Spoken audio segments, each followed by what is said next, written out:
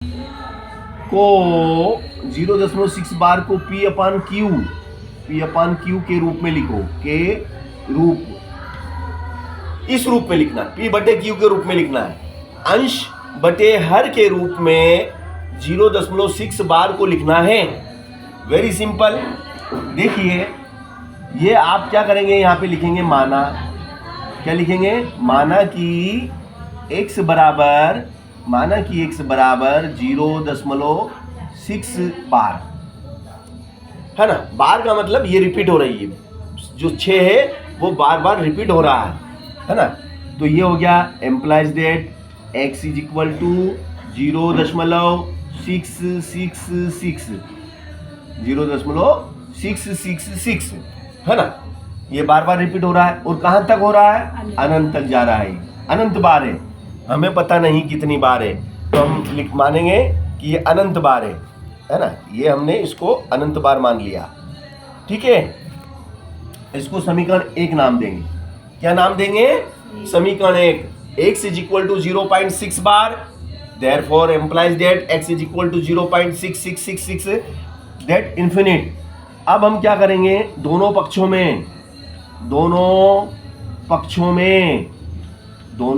में 10 का गुणा करने पर, 10 का गुणा करने पर, अब हम दोनों पक्षों में 10 का गुणा करेंगे। चलिए कर लेते हैं। Implies that 10x is equal to 10 into 0.666 that infinite, है ना। तो ये हो जाएगा भैया आपका, क्या हो जाएगा ये, है ना, इन्फिनिट है, ये अनंत बार है। कितनी बार है ये, अनंत बार है। अब ये तो हो गया आपका 10x बराबर, 10x बराबर, है ना। अब ये जो 0 है ना, अब ये 0 है, ये एक 0 है, इसलिए दशमलव उठ के यहाँ एक अंक खसक जाएगा, है ना, दाएं हाथ की तरफ, क्योंकि एक 0 है, इसलिए ये दशमलव इधर एक अंक खसक जाएगा। तो ये हो जाएगा 6 दशमलव, क्या हो जाएगा, एक 0 है, 10 हट जाएगा, 10 हटेगा और ये दशमलव यहाँ पे खसक के यहाँ आ गया, उठ के यहाँ आ गया। अब ये हो गया 6 दशमलव 1 2 3 इन्फिनिट, ठीक है। अब ये हो गई आपकी समीकरण 2। इसे हम बोलेंगे समीकरण 2, इसको नाम दे देंगे हम समीकरण 2। अब समीकरण 2 में से समीकरण 1 को घटाएंगे, है ना। ऐसा लिखेंगे, समीकरण 2 में से समीकरण 1 को घटाने पर, समीकरण 2 में से समीकरण 1 को घटाने पर, चलो घटा लेते हैं, देखिएगा कैसे घटेगी भैया। चलो ये कितना, देखो ये इसका कौन सा साइड है, लेफ्ट हैंड साइड, है ना।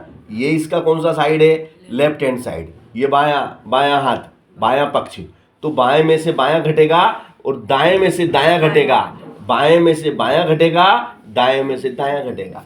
तो इसको पहले लिखेंगे 2 को और 2 में से घटाएंगे 1 को, तो 10x minus 1x is equal to 10x minus 1x is equal to, अब ये इधर आ जाएगा 6.666 डेश 0.666 डेश।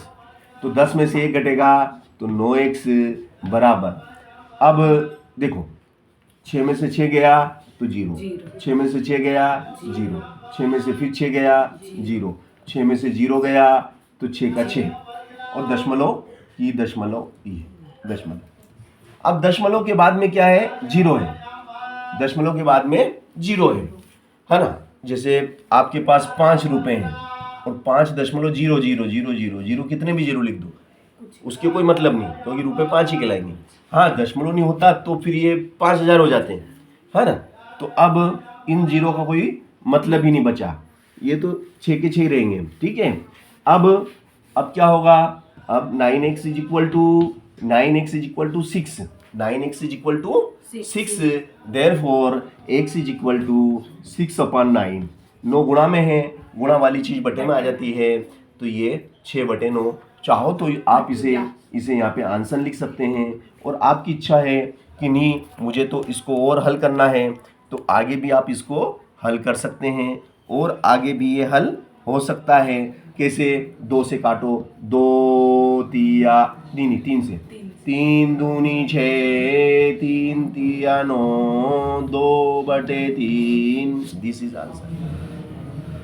2/3 आपका उत्तर आ गया। तो इस तरीके से हमने ये 2/3 क्या है, ये P/Q है, P/Q is equal to 2/3। P/Q 2/3 का रूप है, P का मान 2, Q का मान 3। यहाँ पे अगर इसे लिख दोगे तो यहाँ पे P का मान 6, Q का मान 9। ये एक परिमेय संख्या है क्योंकि अंश और हर के रूप में लिखी हुई है। अगला आया समझ में कि नहीं आया? सरल है। इस टाइप के सवाल आते हैं परीक्षा में और हमें करना पड़ते हैं।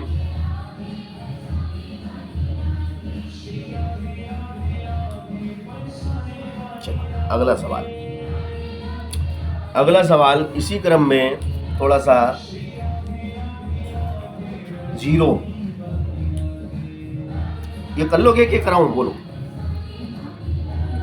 कर लोगे पक्का? हाँ, थोड़े से क्या डिफरेंट है थोड़ा सा, जैसे ये तो ठीक है मगर इसमें 2 बार करना पड़ेगा गुणा, है ना? तो देखना घर पे, है ना? फिर नहीं आएगा तो फिर मैं से पूछना आ जाना जब भी हो, है ना? उसके बाद इम्पोर्टेंट क्वेश्चन ये होंगे। चलिए अब हम आ जाते हैं